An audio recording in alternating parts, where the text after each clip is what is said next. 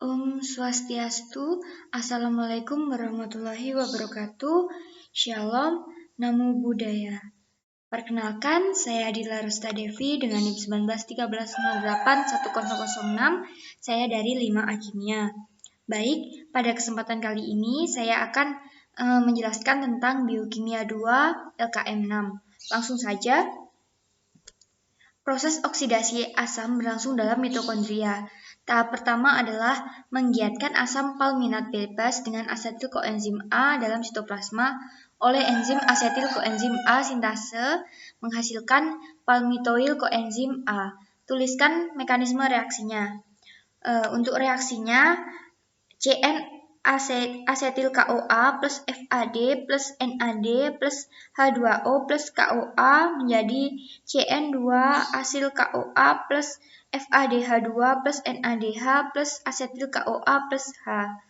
Nah, ini dengan palmitoil KOA C16 asil KOA. Untuk proses oksidasinya dapat dilihat pada gambar yang sudah saya terangkan dalam slide. Selanjutnya, tuliskan mekanisme yang terjadi bila yang dipecah adalah gliserida dari asam lemak rantai C17. Baik, untuk rantainya mekanisme dapat dilihat struktur-strukturnya. Untuk gliseril tristearat dengan penambahan H2OH plus menjadi gliserol plus asam stearat. Selanjutnya nomor 3, jelaskan pengendalian sintesis asam lemak berikut. Di sini tertera sintesis asam lemak atau lipogenesis. Untuk penjelasannya, asetil KOA karboksilase rate-limiting enzim pada rangkaian reaksi lipogenesis diaktifkan oleh sitrat. Bila banyak sitrat merupakan bentuk transport asetil KOA keluar dari mitokondria terkumpul pada sitosol, maka proses lipogenesis berjalan aktif. Asil KOA rantai panjang, misalnya palmitid KOA, itu menghambat aktivitas asetil KOA karboksilase sehingga banyak asil KOA rantai panjang berada dalam sitosol. Misalnya bila mobilisasi asam lemak meningkat seperti lipogenesis akan terhambat. Selain dikendalikan melalui perubahan aktivitas asetil KOA karboksilase, laju lipogenesis juga dipengaruhi oleh jumlah enzim-enzim yang berperan di dalamnya, misalnya tinggi karbohidrat dan pemberian sel otot jantung. Jumlah dan wujud mitokondria bisa berbeda-beda untuk setiap sel. Mitokondria sendiri berwujud elips dengan diameter 0,5 μ dan panjang 0,5 sampai 1,0 μ per meter. Nah, struktur mitokondria sendiri terdiri dari 4 anggota utama, yaitu yang pertama ada membran luar yang terdiri dari protein dan lipid dengan perbandingan yang sama serta mengandung protein porin yang menyebabkan membran ini bersifat permeabel terhadap molekul-molekul kecil yang berukuran 6000 Dalton. Dalam hal ini membran luar mitokondria mirip membran luar bakteri gram negatif. Selain itu, membran luar juga mengandung enzim yang terlibat dalam biosintesis lipid dan enzim yang berperan dalam babak transport lipid ke matriks untuk menjalani beta oksidasi menghasilkan asetil KOA. Selanjutnya, membran dalam yang kurang permeabel dibandingkan membran luar terdiri dari 20% lipid dan 80% protein. Membran ini merupakan tempat utama pembentukan ATP. Membran dalam mengandung protein yang terlibat dalam reaksi fosforilasi oksidatif. ATP sintase yang berfungsi membentuk ATP pada matriks mitokondria, serta protein transport yang mengatur keluar masuknya metabolit dari matriks melalui membran dalam. Kemudian yang ketiga, ruang antar membran yang terletak di selang membran luar dan membran dalam merupakan tempat berlanjutnya reaksi-reaksi penting bagi sel, seperti siklus Krebs, reaksi oksidasi asam amino, dan reaksi beta oksidasi asam lemak. Kemudian yang keempat, itu merupakan transport elektron melibatkan 3 kompleks besar dari enzim. Kompleks enzim ini tertanam di membran dalam mitokondria dan terlibat dalam perpindahan elektron dari NADH, sehingga akhirnya sampai ke oksigen. Selain memindahkan elektron, ketiga kompleks enzim ini juga memiliki kemampuan memompa proton. Di membran dalam mitokondria, 3 kompleks enzim ini berorientasi secara asimetris dan memompa ion hidrogen dari matriks ke ruangan intermembran mitokondria. Seperti itu. Selanjutnya, jelaskan keempat kompleks protein yang terlibat dalam rantai transport elektron pada membran bagian dalam mitokondria. Nah, kompleks pertama ada NADH hidrogenase. Secara umum, kompleks ini dikenal sebagai kompleks 1 atau NADH-CoQ reduktase kompleks. Kompleks ini merupakan kompleks terbesar yang mengandung lebih dari 40 rantai polipeptida. Kompleks ini menerima elektron dari NADH dan memindahkannya ke ubiquinon melalui flavin dan setidaknya 7 inti besi sulfat. Ubiquinon kemudian mengirimkan elektron ke kompleks yang kedua dari rantai transport elektron, yaitu kompleks sitokrom BC1. Kompleks 1 ini memiliki kompleks enzim analog, yaitu susinat CO reduktase kompleks. Kemudian yang kedua yaitu kompleks 2. Kompleks 2 ini menerima elektron dari FADH2, bukan dari FADH. Persamaan dan perbedaan antara kompleks 1 dan 2 ini akan dijelaskan lebih terperinci pada kompleks sitokrom BC1.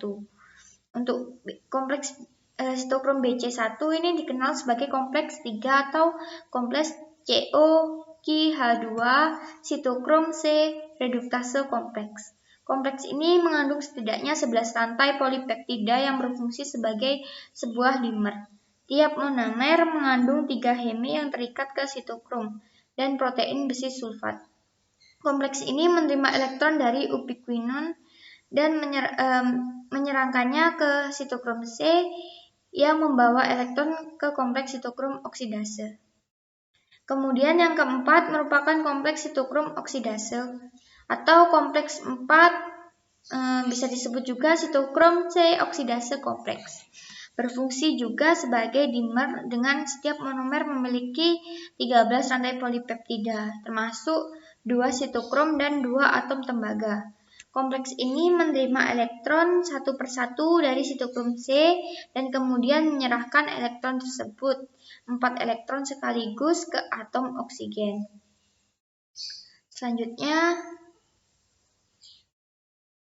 pada reaksi reduksi dan oksidasi yang melibatkan keempat kompleks protein tersebut dan senyawa yang memiliki potensial reduksi terbesar pada rantai pernafasan, apa manfaat keempat protein tersebut? Baik, untuk reaksi redoks dalam rantai transport elektron melibatkan 4 kompleks protein yang tertanam pada membran sebelah dalam mitokondria. Kompleks 1, 3, dan 4 menghasilkan sejumlah energi yang dipakai untuk memompakan proton ke ruangan antar membran. Penumpukan proton pada ruangan antar membran mengakibatkan terbentuknya gradien potensial elektrokimia antara matriks dan ruangan antar membran.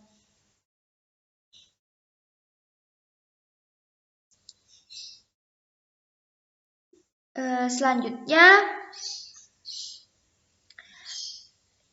terbentuknya energi bebas dari proses rantai transport elektron.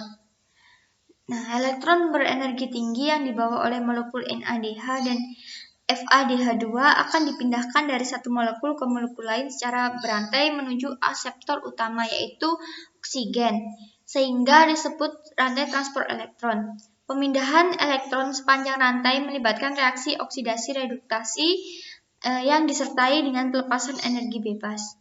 Energi bebas yang dihasilkan selanjutnya digunakan untuk fosforilasi ADP menjadi ATP, dan proses ini disebut dengan fosforilasi oksidatif.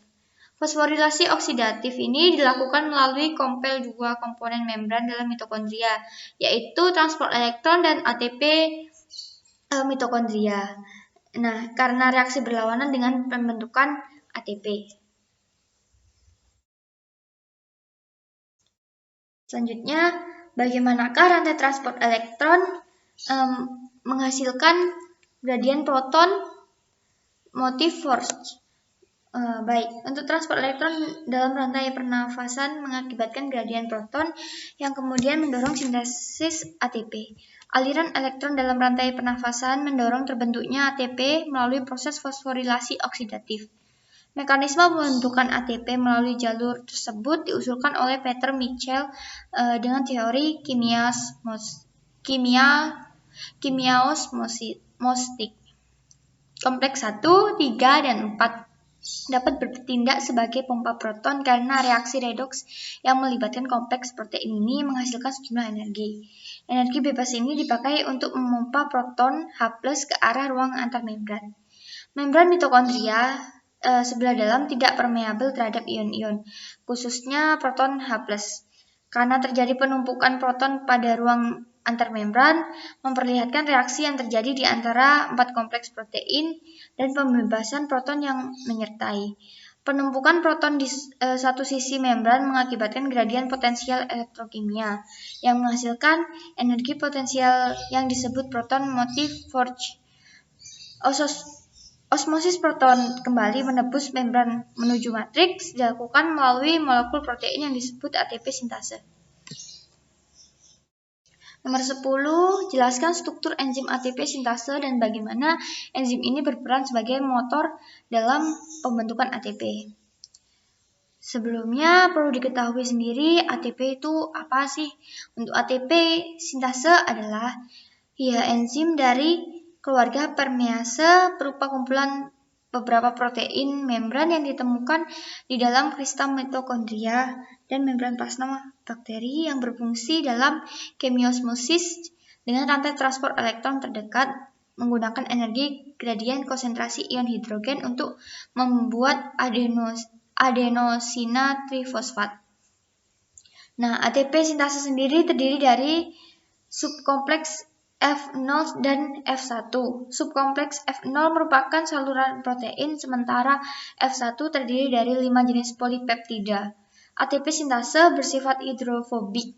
Pada kompleks F0 menempel subunit protein C yang berbentuk cakram dan dapat berotasi. Menempel pada cakram C adalah subunit bisa dikatakan subunit Y. Sementara pada subkompleks F1 menempel 3 subunit alfa dan 3 subunit beta. Subunit F1 tidak dapat berotasi karena tertanam pada membran.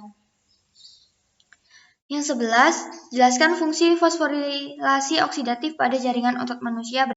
Di dalam jurnal dengan judul Kapasitas Fosforilasi Oksidatif pada Otot Rangka Manusia, Perspektif Baru Fisiologi Mitokondria menjelaskan bahwa kapasitas jaringan OXPHOS fosforilasi oksidatif yang tinggi dan ketergantungan yang sama pada pengambilan oksigen seluruh tubuh maksimal diperoleh serat permeabilisasi yang nanti akan menghasilkan keaktifan jaringan otot pada manusia lebih maksimal.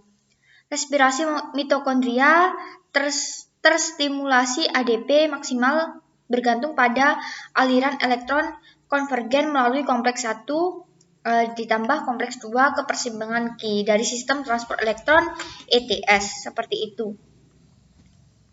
Baik, sekian yang dapat saya jelaskan. Mohon maaf apabila terjadi kekeliruan dalam saya menjelaskan ataupun penjelasan saya kurang lengkap. Baik, akan saya tutup. Terima kasih. Om Santi Santi.